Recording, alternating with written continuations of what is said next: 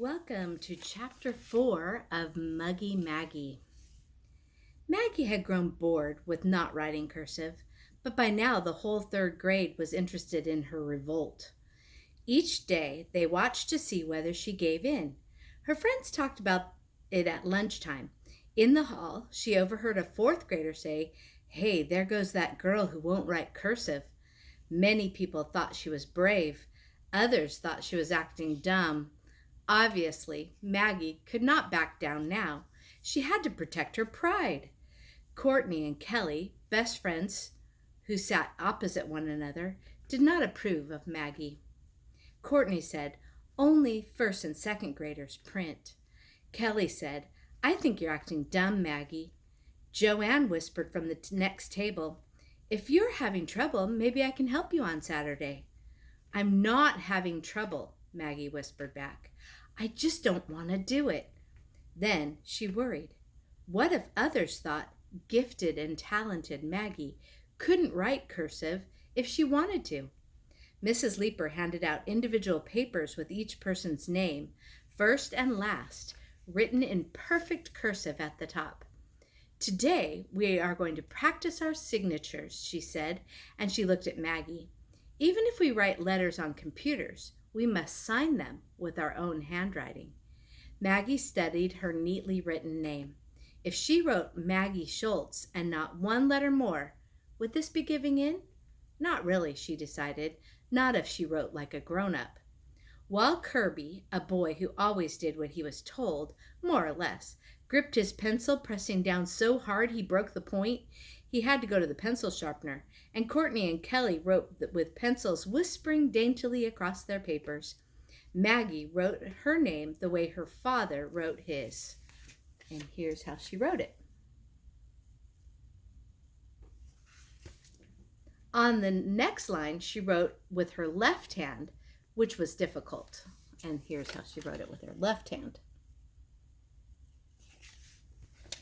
Kirby worked so hard that he needed a rest. He pushed the table into Maggie's stomach. Maggie pushed it back.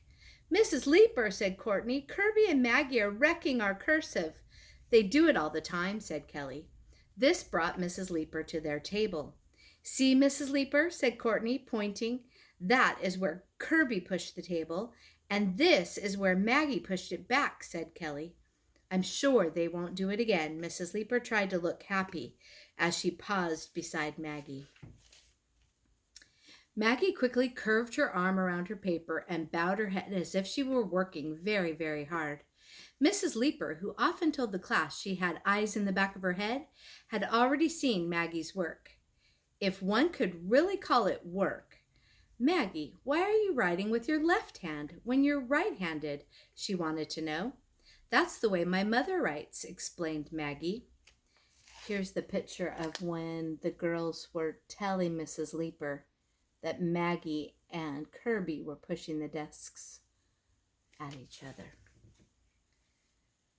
Mrs. Leeper removed the pencil from Maggie's left hand and placed it in her right.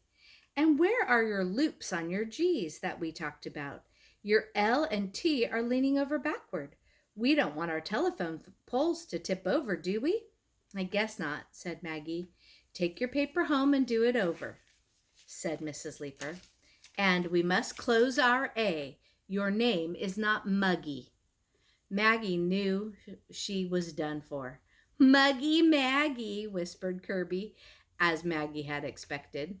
"You keep quiet." Maggie pushed the table into his stomach. "Mrs. Leeper," cried Courtney and Kelly at the same time.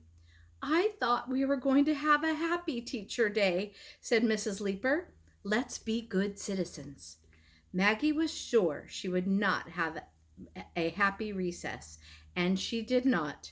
Everyone shouted, "Muggie, Maggie, Muggie, Maggie." Kirby started, of course.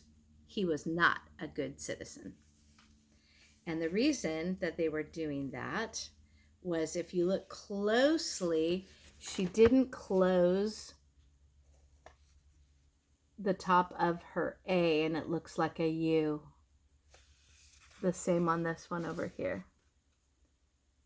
So that's why it's important to be precise, not only in math, but in writing cursive as well.